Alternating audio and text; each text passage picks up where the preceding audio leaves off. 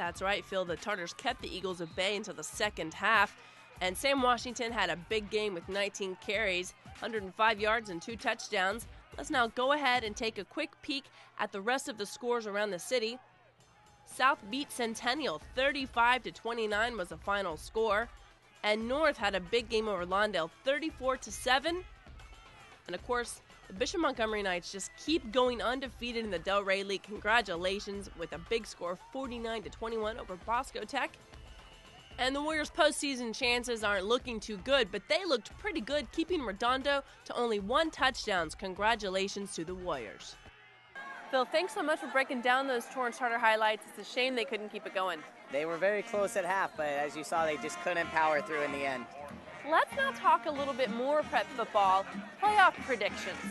I predict that you're going to tell me more about the Torrance Tartars' chances. Yes, the Torrance Tartars, just a very rough go so far, and I don't think it's going to get any better. Their matchup against South has been basically the epitome of their season. Offensively, they've only had 1 touchdown in that game against South, and that came in the 4th quarter. Overall, the maroon and gray, their defense just isn't strong enough to get past any of these top teams in the Pioneer League, and I don't think that they'll be able to finish higher than number 5. Probably not. I'm hoping for 4, but we'll talk about that a little bit later.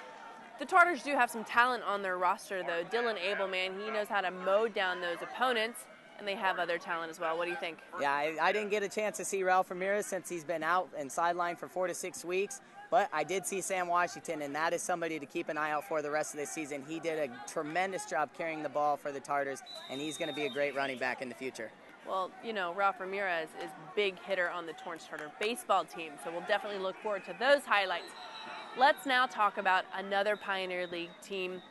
I'd like to say the North Saxons will definitely get into the playoffs, but I have to say one name, Ryan McDaniel.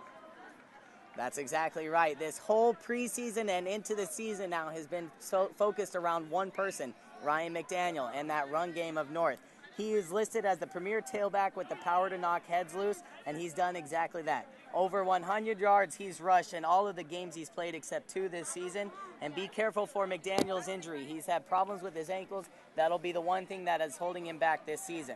But another target on the offense for the Saxons is Mike Thompson. The very shifty senior loves to run out of the Wildcat. We've seen him pull it off a couple of times. And against Centennial in their first conference game, 5 receptions, 163 yards. Another stat, 240 all-purpose yards against West. You can bet that his name is going to be called in those tight spots. But if there's one thing that North needs to improve upon, it's self-discipline. They've had way too many penalties called against them. Against West and Centennial, they had 26 penalties called against them and over 200 yards, and that took away a couple scoring opportunities. They can't have that in the playoffs. It did, and that's actually something they've been battling with all season. High school football, of course, that happens. I saw them in the North High Culver City game, and they had some penalty problems there as well.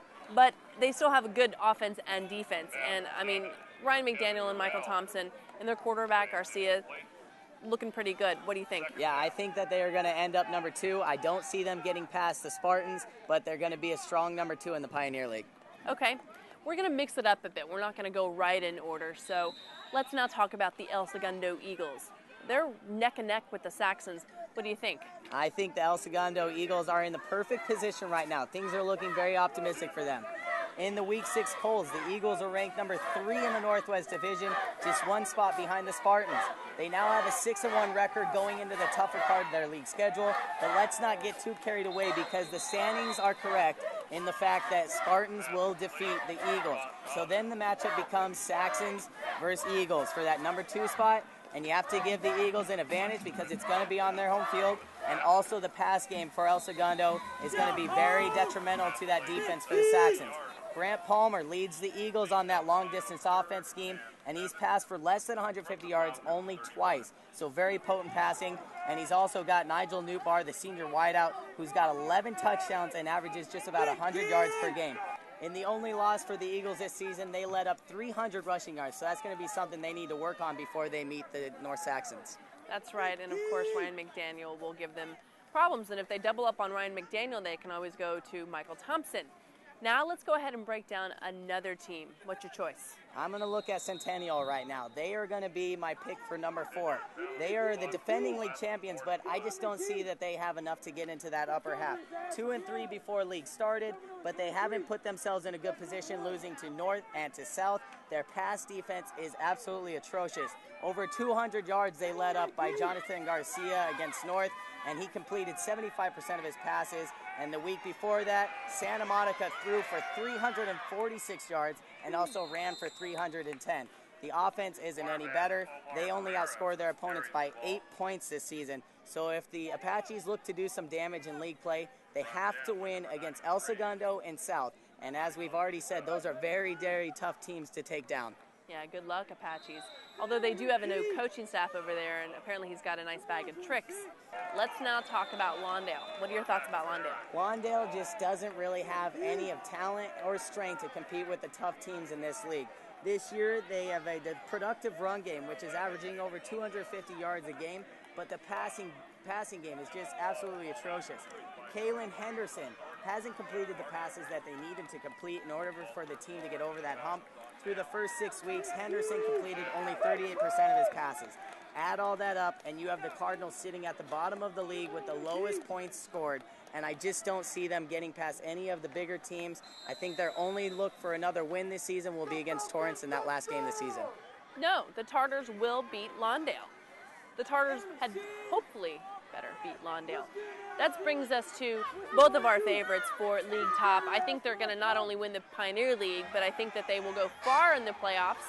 South Spartans. Well, there's a reason why they're ranked number 2 in the Northwest Division in the week 6 poll, and that is because they have such a powerful and physical offense and defense. When we talked to Coach Wainwright, he said he wanted his team to compete, and that's what they've done. First 7 games, let me give you a stat here. They have outscored their opponents with a ratio of 3-1. That gives them the lowest total points allowed in the league. Their defense seems to be unstoppable. On the offensive side, they have 3 very physical and capable rushers, led by Eric Capacchione, the fullback, and behind him is Dylan Redondo and Tyler Glandorf. Both Redondo and Glandorf have rushed for over 400 yards so far this season, and Kevin McMahon, the quarterback, is able to keep the opponents on their heels and allow that rush game to make moves. Finishing the season, though, is going to be a tough thing for the Spartans. They go at North, and then their final game is at home against El Segundo. Those are going to be very, very close games. I think they'll pull it out. But as you know, those will be 2 tough games that will decide the rankings for the rest of the league. And that is, let's now go ahead and break down our rankings. Number 1, I have the South Spartans. No surprise there. Number 2, though, I have the Saxons. I don't think that they will get past the Spartans. And number 3 is El Segundo. Number 4 will be Centennial, and 5 and 6 is taken up by Torrance and then Lawndale. And I have to say, there's not much I disagree with you on. Definitely the South Spartans will win Pioneer League, and it's going to be really hard for the Saxons and the Eagles at the number 2 and 3 spots.